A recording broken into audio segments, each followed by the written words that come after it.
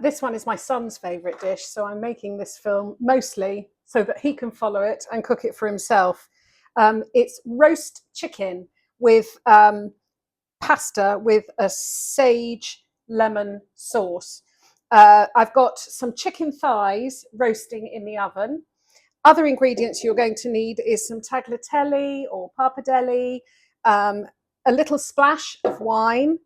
I've got butter, which we're going to make a sage butter. I've got some sage leaves, half a lemon, and some chicken stock. But you can use water for this recipe if you don't have chicken stock.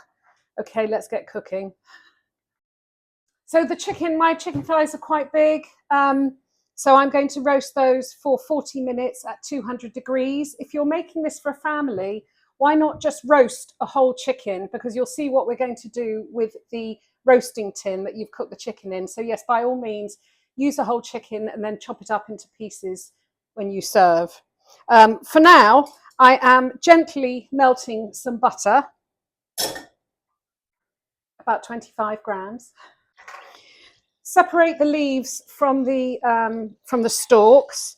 My butter is just starting to bubble now. You want to keep an eye on it, keep it on a low light because you don't want it to burn, but you do want it to bubble. Drop in the sage leaves and coat them all in butter and let those cook for a minute or two. These have cooked for 2 minutes. It smells gorgeous. The butter has gone a bit darker, but it hasn't gone burnt. I'm going to take it off the heat, and that can now be set aside until we finish the dish. Meanwhile, those sage leaves will be making that butter very sagey. Oh. I've been thinking about this while my chicken's cooking, and I've got some creme fraiche in the fridge. So I'm going to be using some creme fraiche on this as well, so add that to your ingredient list. Bring a large pan of salted water to the boil and cook your pasta. Oh, and pour yourself a cocktail or a glass of wine. In fact, this recipe is going to use a splash of wine, so why not open a bottle? My sage leaves have been sitting in the butter for about 10 minutes now. And I'm actually just going to take them out. I do have these. They're very useful. Tweezers. I'm trying to think what you could use instead. Well, you could use your eyebrow tweezers if you tweeze your eyebrows. And I'm just putting them on a piece of kitchen paper, and I'll put this on a plate. And I'm going to leave those. They will actually probably just crisp up, which is lovely because that's to finish the dish. Don't throw the butter out. That's also going to finish the dish.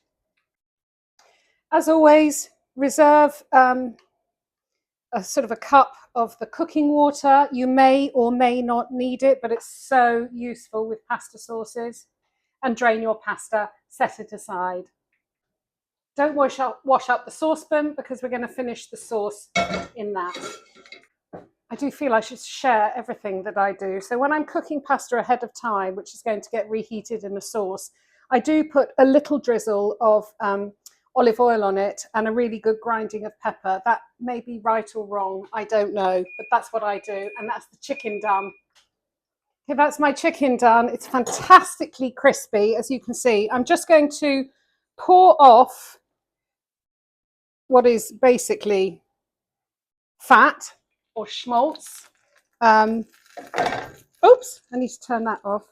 And I'm going to take the chicken pieces out of the tin, and then we're going to use the tin to start the sauce. This is where the magic happens. This is the sort of cooking I get excited about. This is the stuff that somehow took me years to learn of how to get the most flavour. So normally you would cook your chicken, you take it out the pan. There is all this amazing stuff stuck to the bottom of the pan. So this is going to be the base of our sauce. I'm going to start, I've just put the lights on, it's hot. Let's get it really hot. I'm going to start with a splash of wine to start the deglazing process. So put a splash of wine in. Doesn't need a lot. I would say that was probably couple of gulps, maybe 50 mil. I don't know. Turn that up to a high heat. You want to bubble off the alcohol.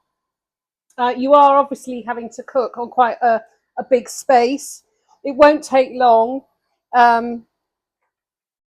This is reduced. I don't measure anything. I'm only guessing at it for you.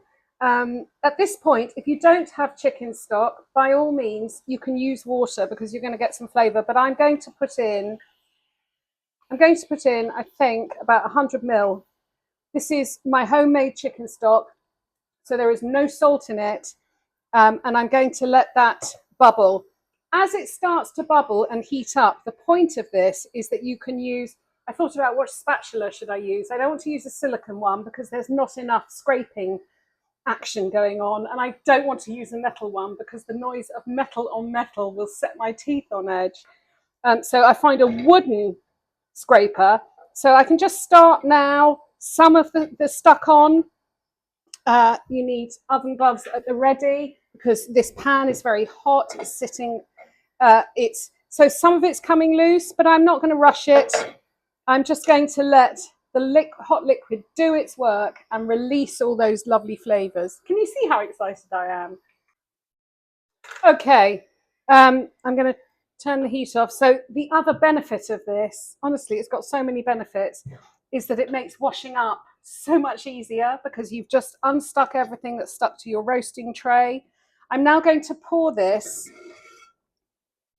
into the pasta cooking pan. See? Don't wash it up. We're going to use it again. And we will continue the recipe. We're getting all my secrets tonight. My mantra when I did the supper club was to never serve anything, put anything on the plate that you can't eat. It was important to roast these on the bone. So using a clean tea towel, you can just, because they're very hot, you can just very carefully remove the bone, keep it whole. It's still got that fantastic crispy skin. I've made a mess of that. I did two before I was filming. There we go. So I've got these lovely chicken thighs, which are roasted, but they've got no bone. So it is a pleasure for you and your guests to eat. Do you know what? I would do this for myself. Self-love. I've reheated the sauce in the pan. I'm putting in, I'm going to put in 2 tablespoons of creme fraiche. I'm not going to put this spoon back. It's going in the sink.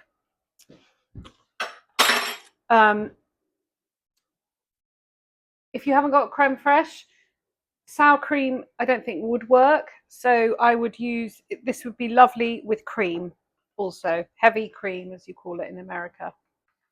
Stir to combine and then put your pasta in. I always cook too much pasta. So I do it by the handful. I think this is how much I want on my plate. And maybe that little bit as well. And give it all a good stir. Let's serve it. The finishing touch is half a lemon because you want the lemon. That's going into the pasta. Give it a good stir. It didn't need the pasta water. It was juicy enough. Pasta is on the plate. Give it a good grind of black pepper. Then put a couple of pieces of your chicken. And if you've done my tip that I do for my children, I've deboned it so the chicken can just sit there. You've got the gorgeous sage butter. Drizzle that around and finish with some, I'm not going to be fancy schmancy with my tweezers, you don't need it. Finish with some sage leaves. One of the things for the restaurant was I never did even numbers. Everything is odd numbers, so it'll be 5 sage leaves. And there we have it. Roast chicken with lemon and sage pasta. I got through it.